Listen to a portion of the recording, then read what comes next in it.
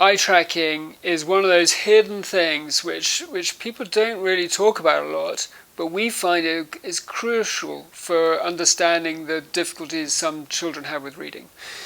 And so the thing to understand is all these children have been to the optometrist in the high street and had an eye test, and maybe they got glasses, maybe they haven't.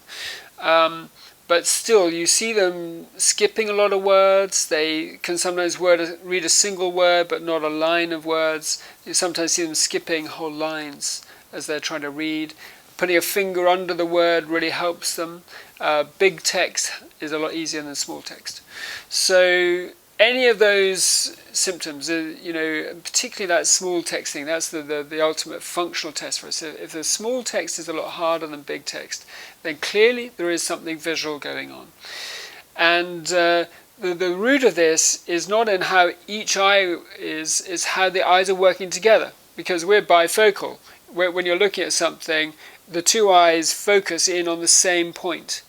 Now, for a lot of children, that is quite hard. They find that convergence hard, and then they also find it hard to track across a line with the eyes together. And sometimes, if you run your finger across them and get them to track it with their eyes without moving their head, when they get to the midline, they'll sort of bounce off it. The midline is a very complex area neurologically for the visual system, because your sight from either side of your vision from each eye goes to either side of the hemisphere. So the vision from each eye is split in two effectively.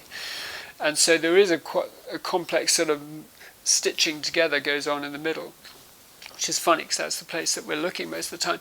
But anyhow, you'll often see this little bounce as you go through the midline. And all of this is going to cause a ton of problems when you're reading.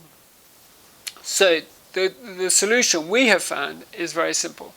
That for most children with this problem, we get them to do an exercise. So you get them to sit up, and look at their finger pointing at the ceiling, and then they start to do a shallow circle round and round. They've got to keep their head still, and they're staring. I call it ninja eyes. They've got to stare at the finger like they're trying to burn a hole in the back of it. They can reverse direction if they like, and they go around like that 10 times. That's all it is, 15, 20 seconds. Sometimes it's really hard when they start, even going around once, they get, you sometimes see their eyes streaming, just following their finger like that. Their eyes start to stream, it's very uncomfortable for them. If that's the case, then they should just start with one circle, or maybe two. And then maybe on the second day they can do 3, or the third day, and they just build up. Now, the key thing is to get progress. They need to do that at least 5 times a day, and hopefully 10 times a day, like at the weekend, is a good time to. The alarm should go every hour. Another eye tracking session, all through the day. And if you do that, these little short sessions again and again and again through the day, then you get really quick change. About a week to 10 days, can pretty much fix this. Given the life-changing nature of this, it must be worth it, because this isn't just about reading. If you're not focusing and converging clearly on everything you look at, that's changing your whole sense of the three-dimensional space around you. And they tend to get very tired, these children, because the whole day is much more tiring than if you're seeing things clearly, inevitably. So it's really life-changing if they get this fixed. And it's really easy to get fixed. Occasionally there might be something more complex to get sorted, in which case we'd recommend they go to see a specialist optometrist. They're called developmental or behavioural optometrists, and they work with this movement and the function of the eye, the whole visual system, rather than the function of just the eye.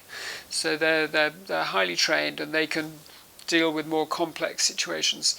But 9 times out of 10, just this exercise will get it fixed, and then you're done. Now, sometimes you're in a situation where you don't necessarily want to sit in a class or something with your finger going around.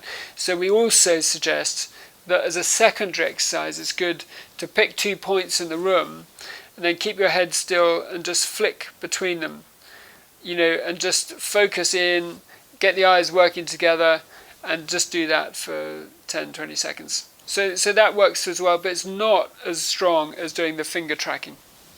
So that's really the one to go for whenever you can, and just be obsessive about it for about 10 days, and you'll really see big changes.